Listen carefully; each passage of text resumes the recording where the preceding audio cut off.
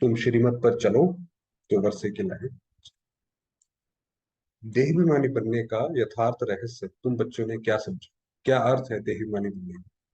पुरानी दुनिया से मरकर बाप का बनना अर्थात निर्जीवा बनना ही देहाभिमानी। पुरानी दुनिया से अपने सारे ममत्व उठा लो, मिटा दो। इस पुरानी दुनिया को भूल, पुरानी जुत्ती को भूल, माना इस पुराने शरीर को भूल, बाप समान अशरीरी बन बाप को याद। यही है देहाभिमानी बनने का यथार्थ रहस्य। गीत है ओम नमः शिवाय। ओम शांति। बच्चों ने गीत सुना। एक तरफ है भक्त घोर अंधियारे में, दूसरी तरफ है माता पिता के बच्चे। एक तरफ दुनिया के जो ये भक्त हैं, बाबा उनकी बात कर रहे हैं, और एक हम बाबा के बच्चे जिनकी महिमा सुनी, ये ओम नमः शिवाय में जिनकी महिमा सुनी। और तुम तो अब सम्मुख बैठे हो, कहते भी हैं शिवाय नमः, फिर फट से कह देते तुम माता पिता। सबका माता पिता भी ठहरा, सबका स्वामी भी ठहरा। समझाया गया है जो भी मनुष्य मात्र हैं, नर अथवा नारी, सब हैं भक्त ब्राइड्स, और वह है एक ब्राइड ग्रूम, स्वामी माता पिता। जैसे हम भक्ति में जो हम कीर्तन गाते थे या जो भी गायन गाते थे, सब में ही आता था तो माता पिता सहायक, स्वामी स्वामी सखा। बरोबर तुम बच्चों का बाप भी है, सजनियों का साजन भी है। ये बातें तुम बच्चे ही जानते हो, और सब अंधियारे में हैं। तुम अभी सोचने में हो, क्योंकि आप देखिए अंधियारे में हैं, इसीलिए उन्हें कुछ पता ही नहीं है। किसी ने बोला कि हाँ भाई विनाश होने वाला है, तो उन्हें लगता है भाई विनाश होने वाला है तो बहुत डर की बात है। फिर थोड़े समय बाद न्यूज आई कि भाई नहीं भाई, ये तो पहले भी ऐसा होता रहा है, क्या नहीं बात है। वो कहते हैं अच्छा पहले भी होता रहा है, ठीक है। माना जैसे जिसने जो बोला वैसी वो बात मानते हैं। तुम जानते हो हम बाप के सम्मुख बैठे हैं। निराकार भगवान सृष्टि कैसे रचे? जरूर माता पिता चाहिए। इसलिए बाप कहते हैं मैं इस द्वारा बच्चों को नया जन्म देता हूँ। ब्रह्मा, तुम भी कहते हो हम इस पुरानी दुनिया से मरकर बाप के बने हैं, अर्थात देह अभिमानी। बाप तो सदैव देह अभिमानी ही है। तो आप देखिए जब बाबा दादी के तन में या ब्रह्मा बाबा के तन में भी आते थे, तो कितना उपराम रहते हैं कि जैसे सारी चीज करेंगे मगर बिल्कुल उपराम रहते हैं। हमेशा उस अवस्था में है ही है, टिके ही हुए हैं। उनको जरा सा भी ये नहीं होता कि मैं शरीर हूँ। हमें तो फिर मेहनत करनी पड़ती है। वह आकर इस समय देही अभिमानी बनाने का रहस्य समझाते हैं, और क्योंकि वो ऑलरेडी उसमें टिके हुए हैं, तो वो रहस्य बता सकते हैं कि बच्चे ये आप गलत कर रहे हो, ये सही कर रहे हो। तुम जिनकी महिमा करते थे, तुम्हें वो मातश्च पिता उनके सम्मुख बैठे हो। भल तुम अपने गांव में हो तो भी सम्मुख हो। बाबा ने कल भी बोला था कि जो पिया के साथ है, कि इसमें कोई साथ रहने की बात नहीं है। ऐसा नहीं है मधुबन में है तभी साथ है, जहां पे भी हैं। अगर मुरली सुन रहे हैं तो जैसे बाबा के बिल्कुल सम्मुख बैठे, बाबा सामने देख रहा है, सम्मुख है। बाप आए हैं बच्चों की सर्विस में। पतित पावन बाप जानते हैं कि मुझे ही पतितों को पावन बनाना पड़ता है। याद तो उनको ही करते हैं ना, पतित पावन और। अभी तो तुम संगम युग पर हो, जानते हो बरोबर हम पतित थे। पतितों को पावन करने वाला वह एक बाप है, जिसको कहते हैं शिवाय नमः।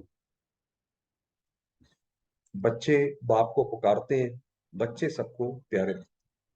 बच्चों की सेवा में बाप उपस्थित रहते हैं। दुनिया में भी आप देखिए जो माँ बाप होते हैं, उनका क्या काम क्या होता है?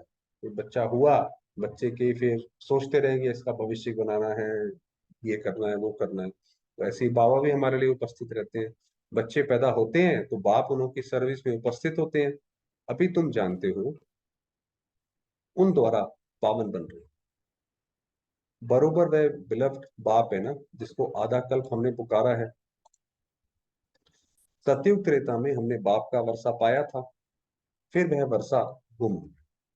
माया रावण का श्राप, कि बाबा का जैसे अभी गीत में दिखाया, लक्ष्मी नारायण का वो चित्र आया था कि श्री नारायण कैसे राज्य करते थे, और फिर समय का पहिया धीरे धीरे घूमा और वो गुम हो गया। हम बिल्कुल ही दुखी बन पड़े थे।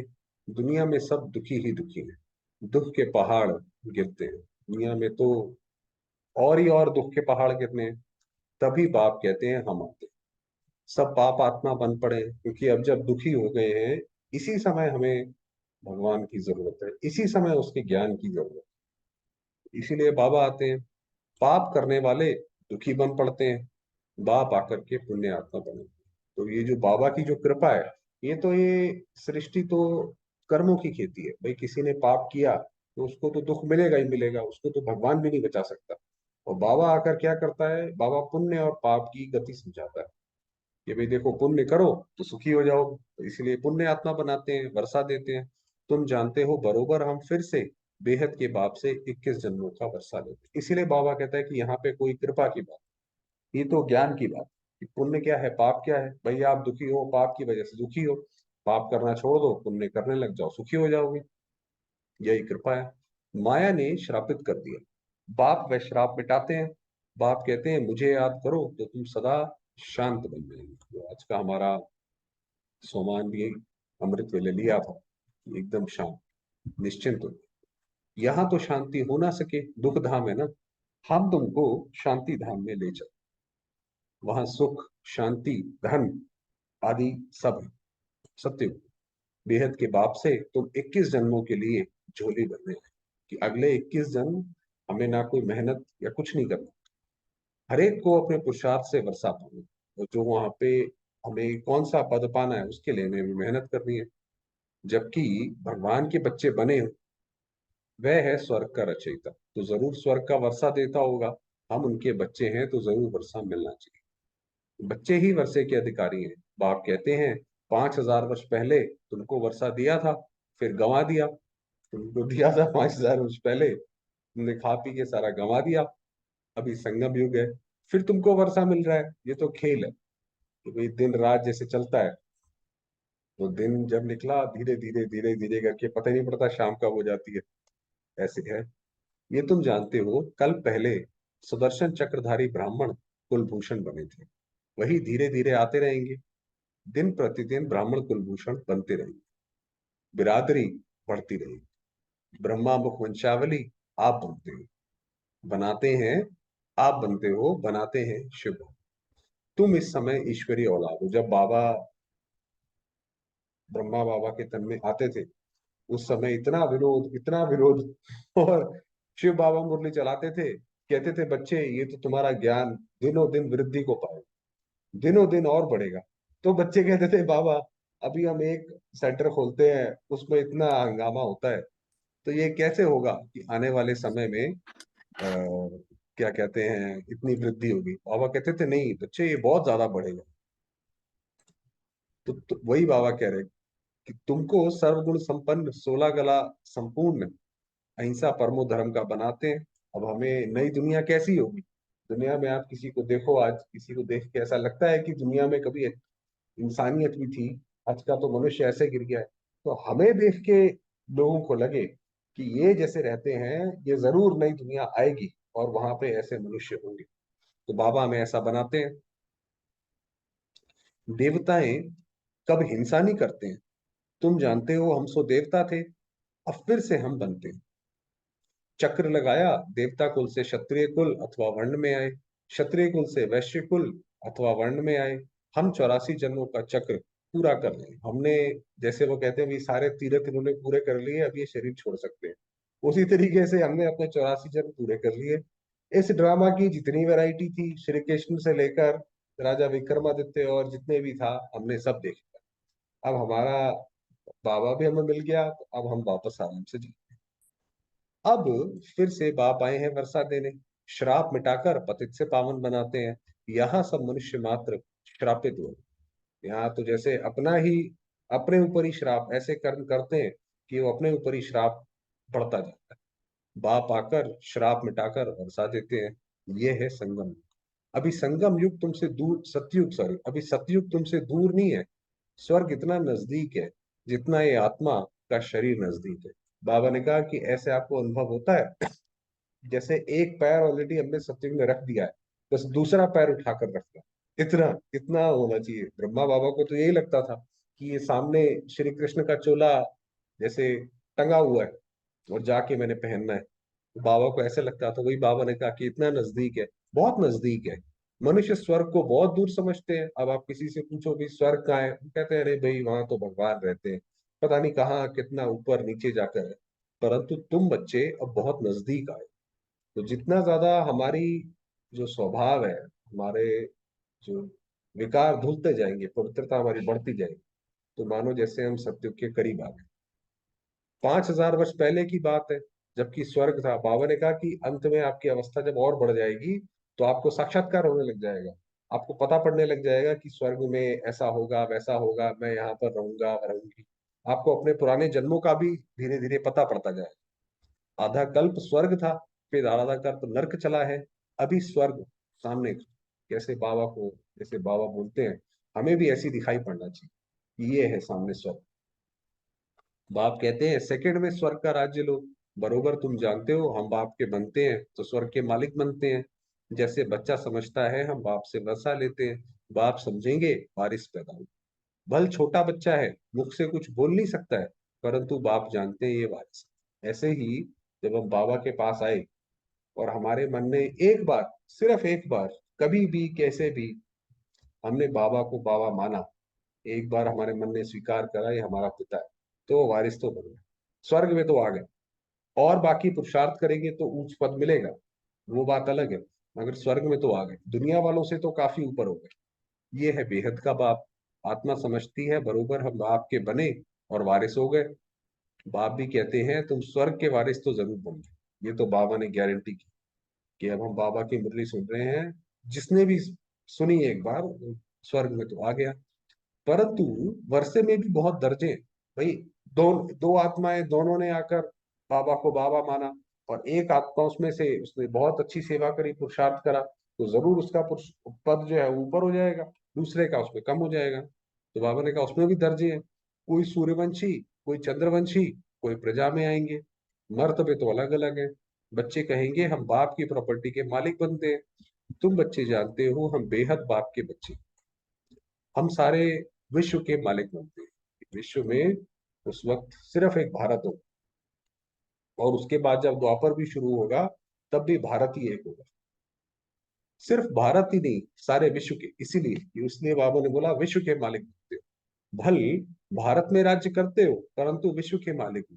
वहां कोई दूसरा राजा राज्य करने वाला नहीं रहता। वहां पे कोई ऐसी कोई दूसरी किसी राजा की सल्तनत या ऐसा कुछ नहीं होगा। आप अगर हिस्ट्री में उठा के देखेंगे, जब जब दूसरे लोगों ने भारत पर आक्रमण किया तो भारत वालों ने उन्हें बहुत बुरी तरह हराया, क्योंकि यहाँ की सभ्यता इतनी विकसित थी कि वो कोई दूसरा यहाँ पे राजा अटैक नहीं कर सकता।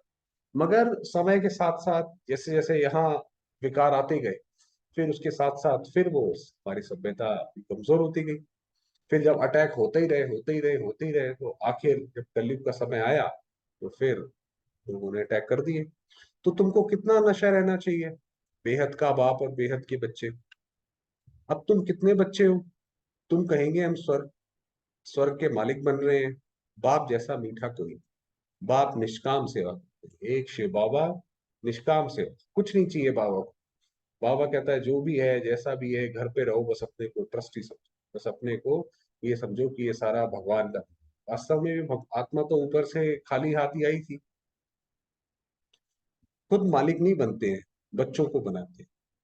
मनुष्य कहते हैं इस दादा ने खुद तो बहुत सुख देखे, बुढ़ापे में आकर सन्यास किया तो क्या हुआ। अभी ब्रह्मा बाबा के लिए बोलते हैं भाई इन्होंने तो शादी भी करी, बच्चे भी करे, धन धान्य भी बाबा के पास बहुत सारा था। तो वो कहते हैं कि जो शुरुआत में जो हंगामा होता था वो इसी बात पे तो होता था। वो कहते थे बाबा आपने तो सब कर लिया, उसके बाद आपने बोला मैं सन्यास धर्म धारण करता हूँ, सन्यास धर्म माना सन्यास, सन्यासी बन गए। और आपने छोटी छोटी बच्चियां, इनको आप बोलते हो शादी भी नहीं करो, क्योंकि उनको तो ऐसा लगता था ब्रह्मा बाबा बोलते हैं, उन्हें तो पता नहीं था शिव बाबा बोलते हैं। तो ऐसा हुआ। शिव बाबा के लिए तो ऐसा नहीं कहेंगे ना, वह तो कहते हैं मैं स्वर्ग का सुख नहीं लेती हूँ। आप देखिए ये जो बात बोली, इसका बाबा ने डिफेंड भी नहीं करा कि नहीं मैंने ऐसा नहीं करा या बाबा बोलते हैं। तो बाबा ने कहा नहीं, ये तो शिव बाबा के लिए पे बात आ गई।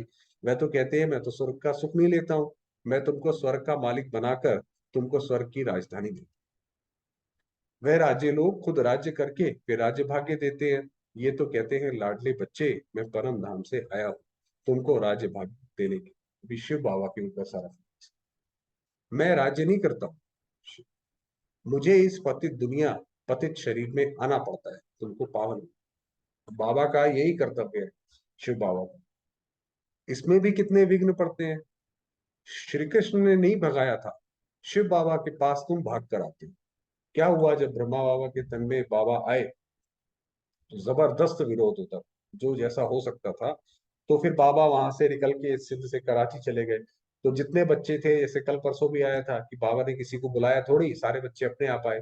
तो बच्चे सारे के सारे वहां आ गए। जैसे मधुमक्खी में जो रानी मक्खी होती है, वो रानी मक्खी जहाँ चली जाती है, बाकी सारे तो अपने आप पीछे पीछे चले जाते हैं। तो वो सारे के सारे बाबा के साथ बच्चे चले गए। अब वो भी आ गए, तो फिर वो विरोध और बढ़ गया। और भड़क गए वो लोग कि भाई ये तो बाबा ही ले जाते हैं, क्योंकि बाबा ने तो नहीं ले गए।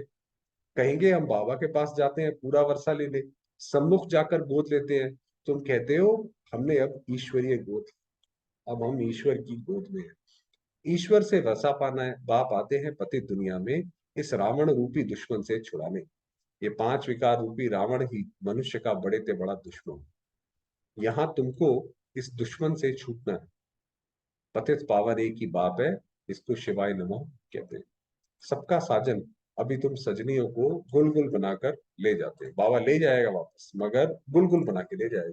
अभी तुम्हारी आत्मा और शरीर दोनों ही पतित हैं।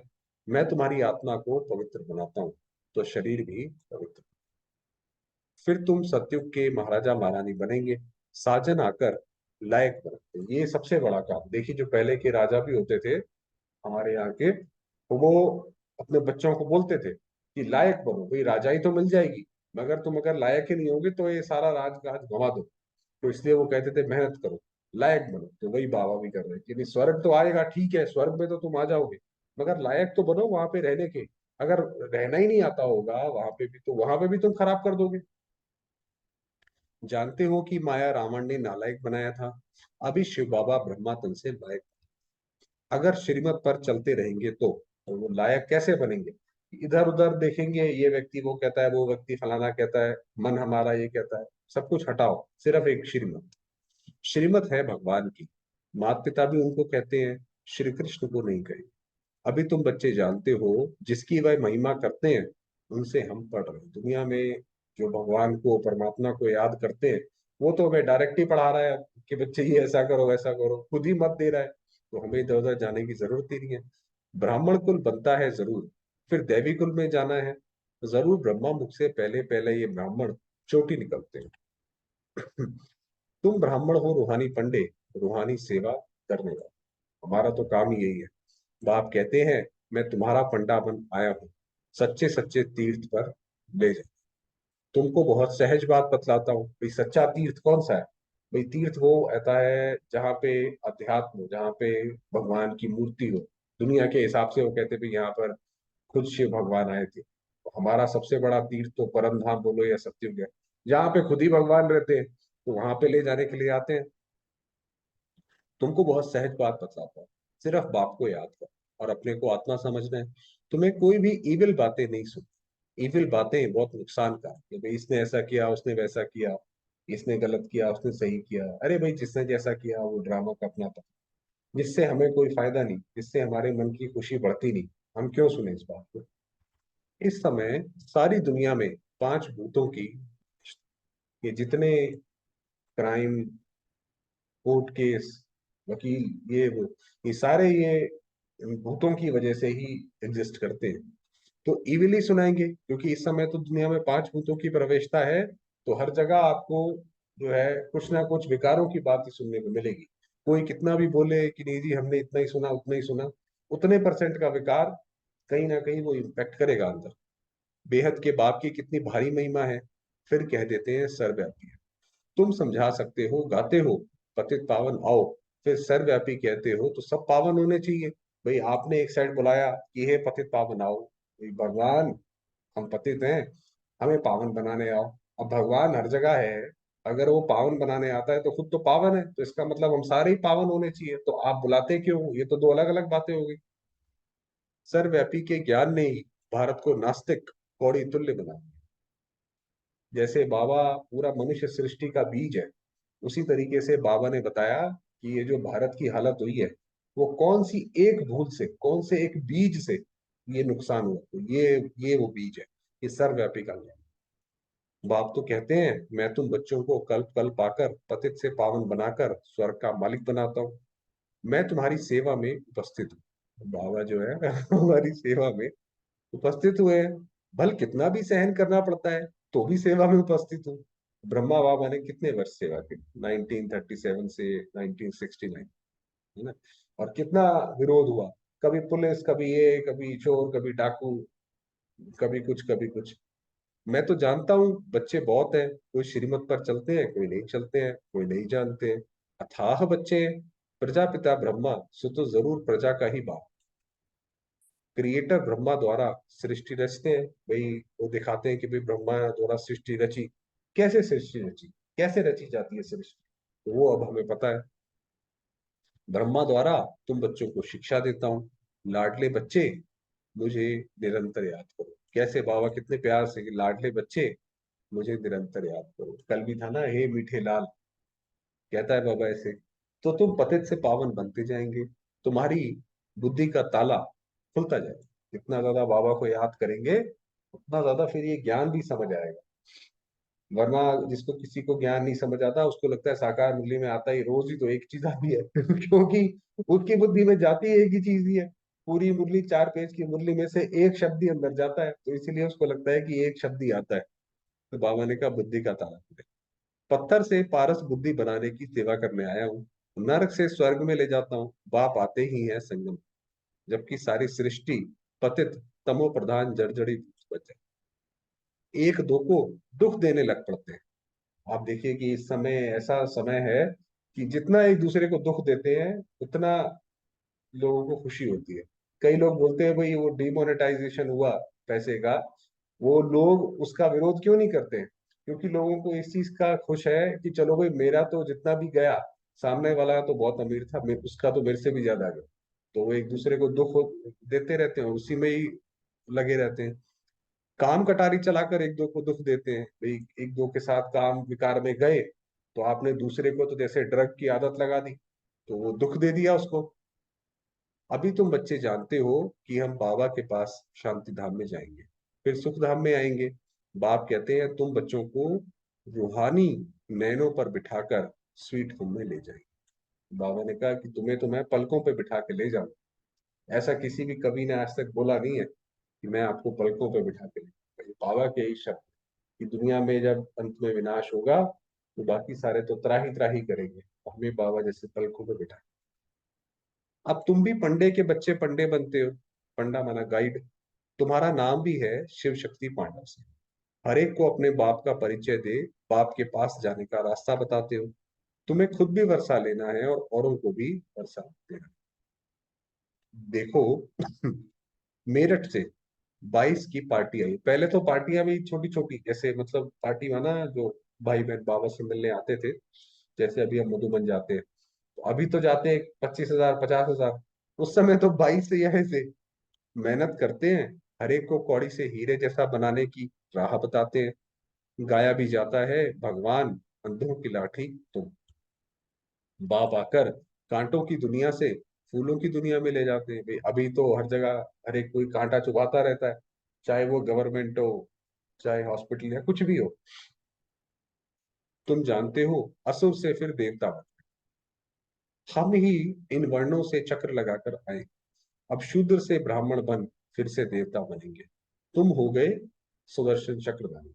अब हमें पूरा का पूरा अपने जन्मों का पूरा स्व का दर्शन। अब हमें उसी को चक्र को चलाते रहते हैं कि भाई मैं कैसी आत्मा थी पहले, क्या था।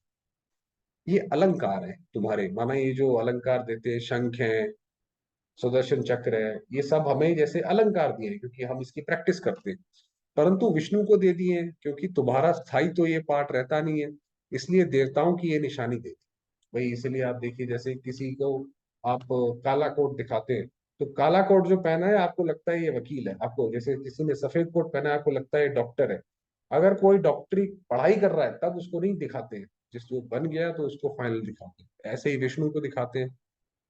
बाप तो बच्चों पर तरस खाते हैं, कहाँ माया का संग न लग जाए। बाप को याद नहीं करेंगे तो माया जरूर खा जाए। कोई ये सोचे कि हम तो बन गए, भाई जितना पुरुषार्थ करना था कर लिया, वो गलत, फिर वो गया, समझो माया उसको देख लिया, और आज नहीं तो कल गिरेगा।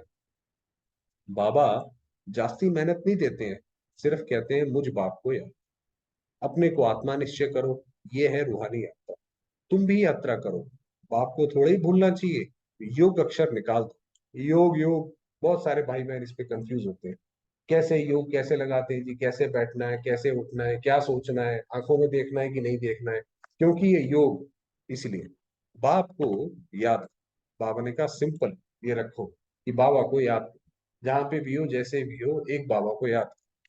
क्या बाप को तुम भूल जाते हो? बाप कहते हैं अशरीरी बन जाओ। सवेरे मृत्यु वेले जो ड्रिल बाबा ने कराई थी कि अपने आप को बिल्कुल अशरीरी इसमें स्थित कर दो।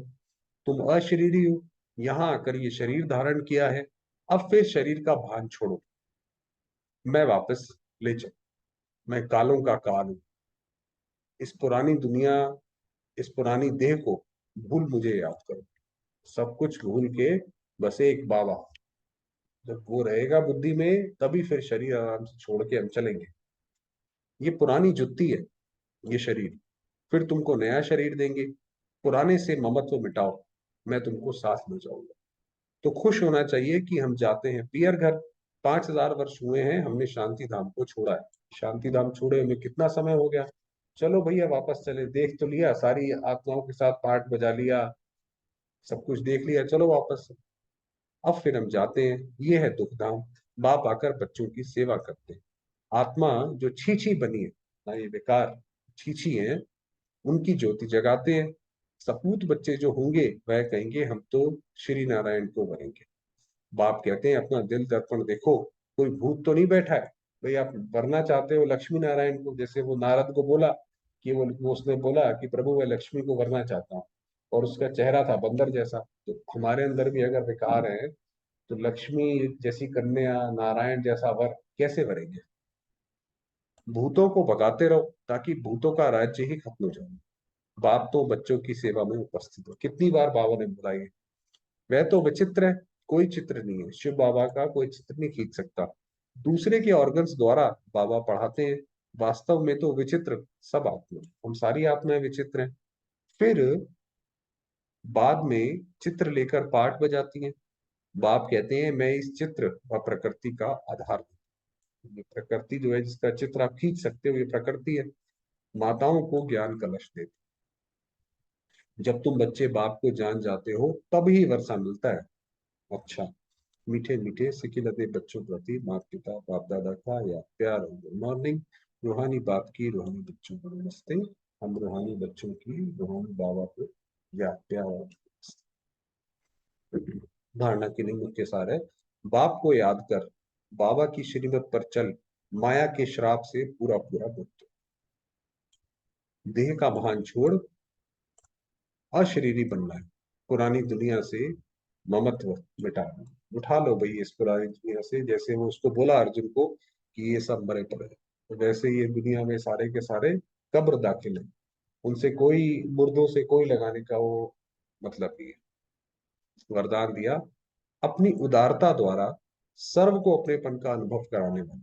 ये जो फरिश्ता होता है वो सबका होता है, बाबा जो है वो सबका है, हर एक कोई उसको मेरा बाबा बोलता है। ऐसे ही हम भी हो, तो अपनी उदारता से अपने अपनापन अनुभव कराने वाले बाप समान सर्वंश त्यागी बनो। सर्वंश त्यागी, सर्ववंश त्यागी वह है जिसका संकल्प, स्वभाव, संस्कार, नेचर बाप सब। क्योंकि सबसे बड़ा त्याग तो पहले शिव बाबा ने करा, फिर सेकंड नंबर पे ब्रह्मा बाबा। जो बाप का स्वभाव वही आपका हो। संस्कार, सदा बाप समान स्नेह, रहम और उदारता, हमेशा हमारे संस्कार ऐसे। जिसे ही बड़ी दिल कहते हैं। भाई किसी ने कोई गलत किया, चलो कोई बात नहीं, शिक्षा दे दी, आगे से नहीं करना, तो ये हो गया रहम दिल का, उदारता का। बड़ी दिल अर्थात सर्व अपनापन अनुभव, ये नहीं भाई ये मेरी चीज है इसको हाथ नहीं लगाओ, ये मैंने काम किया इस पे तो मेरा नाम होना चाहिए ना, तो ये इसका मतलब हम सामने वाले को अपना नहीं समझते। तो अपनापन, बड़ी दिल, कोई बात नहीं, आप भी ले लो आकर, क्या बात है। बड़ी दिल में तन मन धन संबंध में सफलता की बरकत होती है। कई लोग छोटा सा काम करते हैं, कहते हैं भाई जो है इसमें कोई देखो ये मैंने किया ना, हर जगह ये होना चाहिए कि ये सिर्फ मैंने किया, कि मैं अपना क्रेडिट किसी से शेयर नहीं करूंगा। ये तो बहुत छोटी दिल है। भैया बड़ी दिल रखो तो फिर बरकत होगी, हर चीज में सफलता मिलेगी। छोटी दिल वाले को मेहनत ज्यादा। भाई अगर हम ऐसा सोचते हैं तो खुद ही खुद मेहनत करनी पड़ेगी, सफलता कम होती है।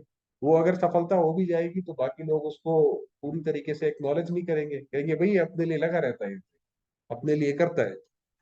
बड़ी दिल, उदार दिल वाले ही बाप समान बनते हैं। तो देवता अगर हम बनना चाहते हैं तो देवता ऐसे होते हैं, उन पर साहिब राजी रहता है। अगर हमारा दिल इतना बड़ा होगा, भाई ले जाओ, हमें किसी से कुछ नहीं चाहिए, हमें तो डायरेक्ट बाबा से ही चाहिए जो चाहिए, किसी आत्माओं से हमें कोई लेना नहीं। तो बाबा आप पे सदैव राजी। स्लोगन दिया, परिपक्व बनने के लिए परीक्षाओं को गुड साइन समझ हर्षित रहो। ये बाबा की एक डेफिनेशन ही अलग है, कि कोई परीक्षा आए तो समझो ये तो गुड साइन है, ये तो मेरा लक है ये तो मेरा भाग्य है, इतनी अच्छी परिस्थिति आई है, इतनी अच्छी परीक्षा आई है, ये मुझे परिपक्व बनाने के लिए आई है। तो वो समझ कर हर्षित, ये बोलो।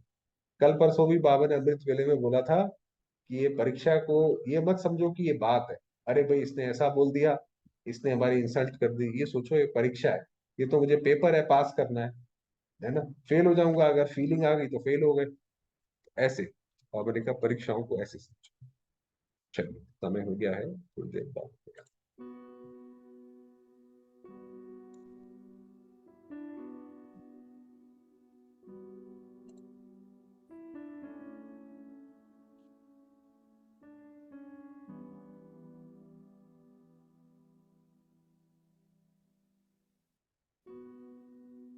मैं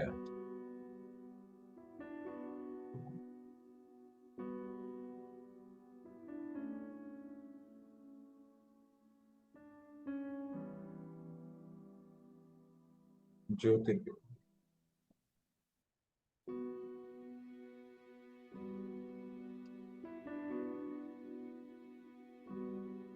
मेरे बाबा, निराकार शिव।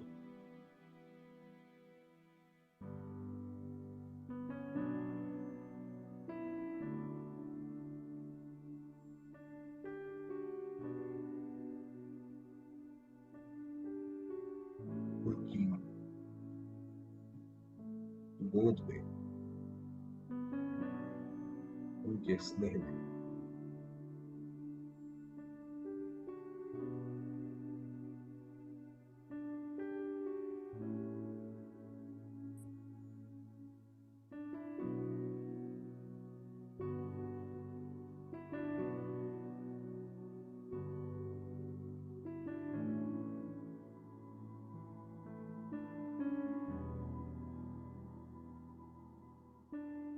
परमात्मा स्नेह को स्वयं में समाधि जब।